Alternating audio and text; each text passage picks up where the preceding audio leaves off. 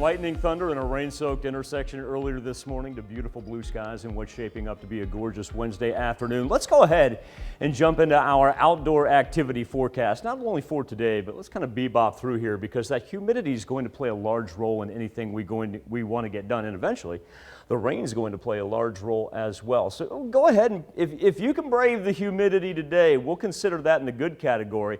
But because that moisture up in the air is going to linger, we're going to drop tomorrow into the fair category. We'll see a little bit wider discrepancy between our temperatures and what it feels like by the time we get to Thursday afternoon. Friday, temperatures back off a little bit, about 83 degrees for a high. We'll call that good. But then Friday night and Saturday, well, it's going to be twofold. Number one, thunderstorm activity. Number two, I'll tell you what, Saturday morning is going to be chilly. We're going to be down into the 40s right there. I mean, if you have gardening work maybe you want to do and it's very cool, consider that fair. But definitely for a lot of other activities, whether it be even trying to get the grass mowed, I don't even know if the pets want to go out. It's down into the 40s once again here in May. 81 degrees over 7th and Rangeline in Joplin. 5-degree discrepancy right now between that and the wind chill. The wind has been very interesting as well. We knew this coming into today that the south was going to warm up a whole lot faster and the south was going to feel a whole lot hotter than the north. This is that interesting thing I was talking about, the wind. Just look at this constant swirl. Now it's been pretty light and variable, anywhere from about 5 to 10 miles per hour.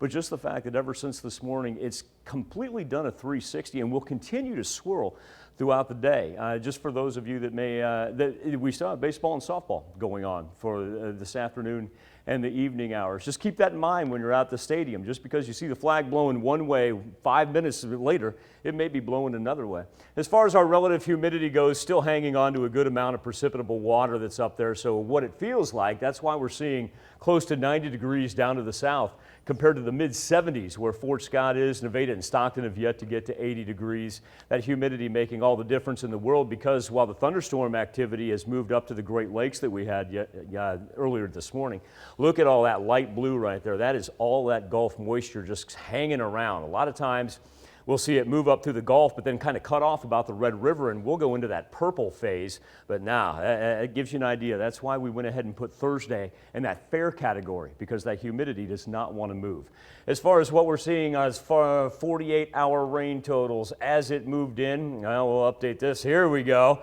There's from last night where we got 2.5 inches, almost 3 inches of rain for our northern counties, particularly Bates County, Miami County, portions of Henry County, Joplin Regional Airport receiving 3/4 of an inch. And I tell you what, it makes a huge difference as far as our annual precipitation because we already find ourselves about 7-8 inches above normal for this time of year. Low pressure continues to hang out in that Denver, Santa Fe line right there. But for the most part, with the jet stream staying to the north of us, we're going to have 2 consecutive days of spotty rainfall. It won't be organized or anything severe like what we had yesterday.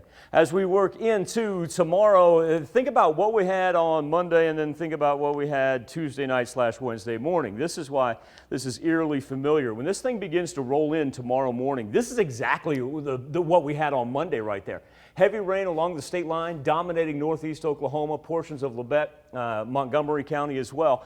And then as this thing moves across the state line, well, if that's not reminiscent of this morning, I don't know what is. Now, luckily, because we were able to avoid any flood advisories, watches, even warnings, it looks like our ground may be able to take what we get tomorrow. Should be done by 8, 9 o'clock. And then that's when that humidity is going to kick in tomorrow after that system moves through. I know there's a lot of ball games this week, so I guess for the sake of being out during the afternoon hours, if you don't like it this afternoon, I would avoid it tomorrow. Because it's going to be worse. If you can tolerate it today, it's still going to be a little worse tomorrow. You're talking about the heat and humidity? Yes. Well, welcome to the 4 states. That's what we have here. I realized that when I moved here 16 years ago. We have heat and humidity in the summer. And it's not even summer. Some people may be just joining us for the first time. Yes. It's not dry here. It won't ever be. You're correct. All right, thanks, Michael.